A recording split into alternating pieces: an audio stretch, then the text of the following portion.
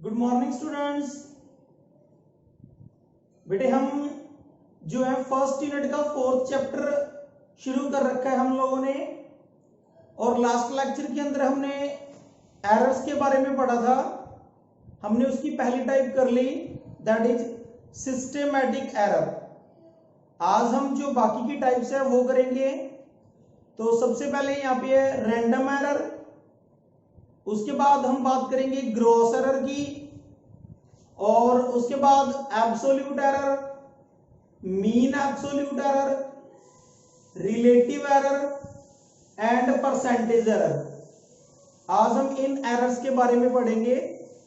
तो सबसे पहले हम शुरू करते हैं random error. What is random error? Random error which occurs due to the random and unpredictable variation in experimental condition। Random error बेटे तब क्रिएट होती है, तब प्रोड्यूस होती है जब अनप्रेडिक्टेबल वेरिएशन आती है। एकदम से कोई चेंजिंग आ गया जिसका हमें पता नहीं है, और एकदम से कोई ऐसी वेरिएशन आ गई जिसके बारे में हमें पहले नहीं पता। तो जो उस तरह की, उसके कारण एरर तो आएगी। जब कोई चीज एकदम से चेंज होती है, कोई कंडीशन एकदम से चेंज हो गई, तो उस चेंज होने से जो हमारा एक्सपेरिमेंट है उसके अंदर एरर क्रिएट होगी, और वो जो एरर है that error is called random error. जो रैंडम एरर होती है ये पॉजिटिव भी हो सकती है और नेगेटिव भी हो सकती है। जैसे कई बार जो वैल्यू है वो ट्रू वैल्यू से ज्यादा आ सकती है, या कई बार जो है वैल्यू जो है ट्रू वैल्यू से कम मिल सकती है। तो ये पॉजिटिव भी हो सकती है, नेगेटिव भी हो सकती है।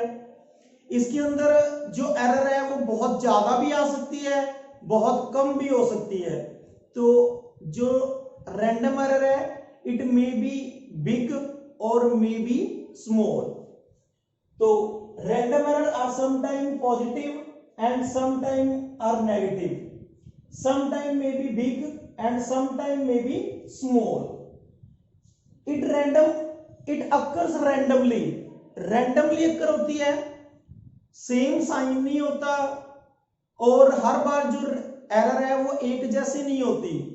कभी एरर कम आ गई, कभी ज्यादा आ गई, कभी पॉजिटिव आ गई, कभी नेगेटिव आ गई। तो ये रैंडमली प्रोड्यूस होती है। So it occurs randomly. It also called chance error. ये बाई चांस एरर है, एकदम से ही हो जाता है, by the chance. By chance error है ये, हमें पहले इसके बारे में नहीं पता होता, ड्यूरिंग द एक्सपेरिमेंट एकदम से ये प्रोड्यूस हो जाती है। तो it is also called chance error और by chance error. Different factors due to which random error occurs. किन किन के कारण, कौन कौन से ऐसे फैक्टर है जिनके कारण ये एरर जो है वो प्रोड्यूस होती है? दो फैक्टर्स आर टेम्परेचर, एकदम से चेंज हो गया, एकदम से टेम्परेचर लो हो गया या एकदम से टेम्परेचर हाई हो गया, तो उसके कारण एरर आएगी। Change in pressure, voltage supply, voltage जो है फ्लक्चुएट करती रहती है। कई बार एकदम से वोल्टेज पीछे से तेज आ गई, कई बार एकदम से कम आ गई, तो उसके कारण भी एरर प्रोड्यूस हो सकती है। तो ये जो फैक्टर्स हैं, इसके बिना कुछ और भी फैक्टर हो सकते हैं जिनके कारण रैंडम एरर जो है वो प्रोड्यूस हो सकती है। This may also occur due to the person who performing the experiment. कई बार ये पर्सनल एरर भी बन जाती है। जो इंसान एक्सपेरिमेंट कर रहा है, अगर उसके कारण गलती हो गई, एकदम से एक्सपेरिमेंट के बीच में उससे गलती हो गई, तो वहां पे भी ये एरर जो है प्रोड्यूस हो सकती है। तो जो मैन परफॉर्म कर रहा है उसके कारण भी ये एरर जो है प्रोड्यूस हो सकती है। Random error may be minimised by repeating the observation over many times and taking arithmetic mean of all observations. इसको हम कम कर सकते हैं। हमारे पास एरर आ रही है तो हमने क्या कर लिया, उसके नंबर ऑफ ऑब्जर्वेशंस ऑब्टेन कर लिए। यानी कि एक एक्सपेरिमेंट को हमने बार बार रिपीट किया और हमारे पास n नंबर ऑफ ऑब्जर्वेशंस आ गई। हमने n बार जो है एरर को कैलकुलेट कर लिया, और फिर उन सब एरर्स का हमने मीन कर लिया। तो जो मीन आएगा दैट हैज मिनिमम एरर। जो एरर्स का मीन आ गया जैसे किसी के अंदर 0.5 आया, किसी में 0.2, किसी में 0.3, किसी में 0.7, तो हमने इन सभी वैल्यूज का मीन निकाल लिया और मीन निकालने के बाद जो हमारे पास एरर आएगी that is a minimum error, यानी कि इसको हम रिड्यूस कर सकते हैं by taking number of observations and taking arithmetic mean of those observations. हमने उन सभी ऑब्जर्वेशंस का मीन कर लिया, तो इस तरह हम जो है रैंडम एरर को मिनिमाइज कर सकते हैं। अगर हमारे पास n ऑब्जर्वेशंस होती हैं, हमने n ऑब्जर्वेशंस ले ली और अगर n ऑब्जर्वेशन का हम मीन करें तो उसके अंदर जो एरर होगी वो 1/n टाइम हो जाएगी। जैसे हमने 100 ऑब्जर्वेशंस ली तो हमने 100 ऑब्जर्वेशंस के अंदर जो मीन निकालना है दैट इज 1/100, ठीक है। तो ये 1/n टाइम्स हो जाती है, 1/n टाइम्स, 1/100 टाइम्स। तो इस तरह हम जो है अगर हमने एरर को मिनिमाइज करना है तो पहले उसके नंबर ऑफ ऑब्जर्वेशंस ऑब्टेन कर लो और फिर उनका अरिथमेटिक मीन निकाल लो। ऐसा करने से जो रैंडम एरर है वो रिड्यूस हो जाएगी और जो रैंडम एरर है वो मिनिमाइज हो जाएगी। उसके बाद हम बात करते हैं ग्रॉस एरर। जो ग्रॉस एरर होता है, these errors occur due to the sheer carelessness of observer। ये जो इंसान एक्सपेरिमेंट कर रहा है उसी के कारण ही प्रोड्यूस होती है। sheer carelessness यानी कि उसका ध्यान नहीं है, अच्छी तरह ध्यान नहीं दिया ऑब्जर्वर ने, जिसके कारण एरर जो है प्रोड्यूस हो गई, and that error is called gross error. ये किस तरह हो सकती है? जैसे reading the instrument without setting it properly, हमने एक्सपेरिमेंट को प्रॉपरली सेट नहीं किया और रीडिंग पहले ही कर ली तो एरर आएगी, क्योंकि अभी तो इंस्ट्रूमेंट की सेटिंग ही नहीं हुई है और सेटिंग होने से पहले ही हमने जो रीडिंग है वो ऑब्जर्व कर ली, तो वो एरर एब्सोल्युटली रॉन्ग होगी। तो अगर रीडिंग नोट कर लिया आपने गलत तो उसके अंदर एरर आएगी, and that error is called gross error. Second देखिए, हम रीडिंग का ऑब्जर्वेशन रॉन्गली, हमने रीडिंग ही नोट कर ली, एरर हमें रीडिंग नोट नहीं करनी आती, या जो ऑब्जर्वर है जो एक्सपेरिमेंट कर रहा है उसको रीडिंग नोट नहीं करनी आती, तो उसने देखा और उसने रीडिंग ही नोट कर ली तो वहां पे भी एरर क्रिएट होगी, तो वो एरर जो है that is gross error. Next है using wrong value of observation in calculation. मान लो आपने n नंबर ऑफ ऑब्जर्वेशंस ली, उसके अंदर से कुछ ऑब्जर्वेशंस जो है सही है, कुछ ऑब्जर्वेशंस गलत हैं, पर जब आपने कैलकुलेशन की तो आपने सही की बजाय गलत ऑब्जर्वेशन को पुट कर दिया वहां पे। तो अगर ऑब्जर्वेशन को आपने गलत पुट किया है तो वहां पे जो रिजल्ट है वो भी गलत आएगा, इसका मतलब एरर आ गई, और वो एरर जो है किसके कारण है? ड्यू टू द ऑब्जर्वर, यानी कि उसने जो गलत वाली रीडिंग थी उसको फॉर्मूले में पुट कर दिया तो एरर आएगी, and that error is called gross error. उसके बाद हम बात करते हैं एब्सोल्यूट एरर। एब्सोल्यूट एरर और error are the same thing. Absolute error is the difference of true value and individual measured value। ये भी तो वही चीज हो गई जो हमने पीछे एरर पढ़ी थी कि it is the difference of true value and measured value. तो एब्सोल्यूट एरर और जो एरर है दीज आर सेम थिंग्स। अगर हमने मान लिया कि हमारे पास n ऑब्जर्वेशंस हैं, A1, A2, A3, AN, हमने n बार जो है एरर को ऑब्टेन कर लिया।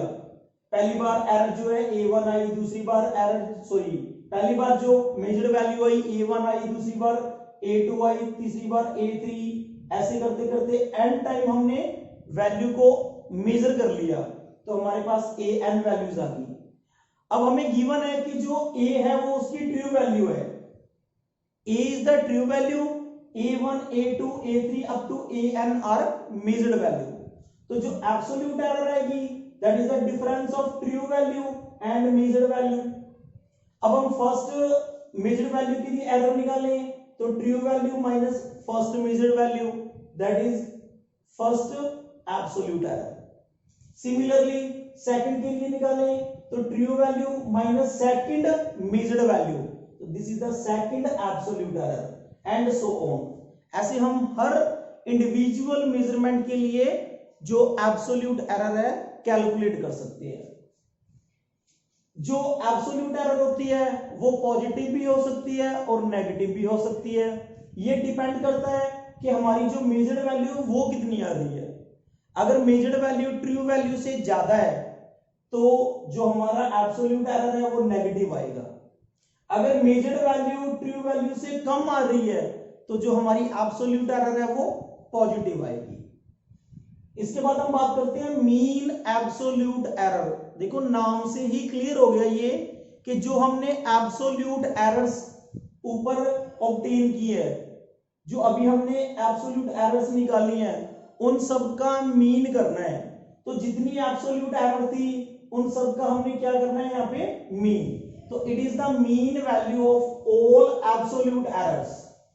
It is represented as delta A mean. अब एब्सोल्यूट एरर्स हमारे पास ये है delta A one, delta A two, delta ए3, इन सब का मीन कर दो, यानी कि सबको ऐड कर दो और n से डिवाइड कर दो। तो सबको ऐड कर दिया यहाँ पे और n से डिवाइड कर दिया। The resulting error is called mean absolute error. उसके बाद हमारे पास आता है रिलेटिव एरर। रिलेटिव एरर होता है the ratio of mean absolute error to the true value.